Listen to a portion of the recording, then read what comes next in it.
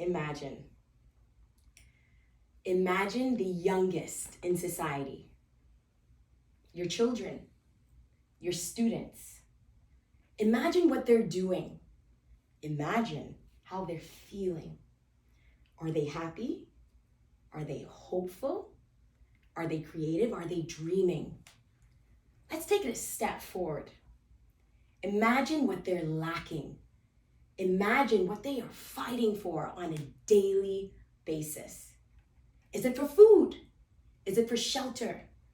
Is it for a family, a supportive person in their corner? Or just imagine if what they're lacking or fighting for is a dream. A dream to be seen. A dream to be heard. A dream to be great. Now I turn to you and I ask you, as their mothers, fathers, teachers, mentors, how does this make you feel? Do you want to see your children and the children in your community to dream to be great? It's our turn to join forces with our young people to guide them to greatness, to guide them to be all who God has created them to be. Can you imagine that? Well, I am Beijing Rodgers from the beautiful island nation of the Bahamas.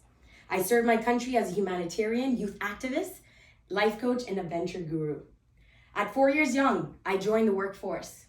My first job was passing out crayons to some of the most poorest Haitian children in a Dominican Republic village.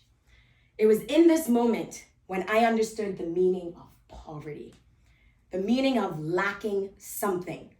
And this realization negatively shriveled in my bones and made me want to switch places with these children to give them comfort, dignity, and hope. As I got older, that sickening feeling of knowing that there is and are young people suffering on the same planet as me, lacking basic necessities, woke me up at night.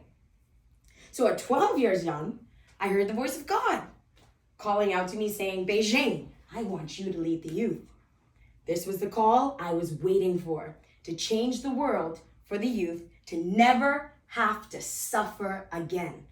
And it birthed my nonprofit organization called IOT, It's Our Turn, where we served and empowered young people in our community to find the solutions we face in society, to take action, and to execute them. I stand here before you and ask, is it our turn? For those in the back, I stand before you and ask, is it our turn? Is it? Are we ready to join hand in hand to be the mothers, the fathers, the mentors, the community leaders, the teachers for the youngest in our society so they can finally begin to dream? To dream in a state-of-the-art home of love and a school taught by brilliant minds to step into the person God has created them to be, where they learn and become more than functionally, fully human beings. A place where their hearts, minds, and souls are open to dream of a life, the world that God intended. A place where adventure is at the core of learning and development.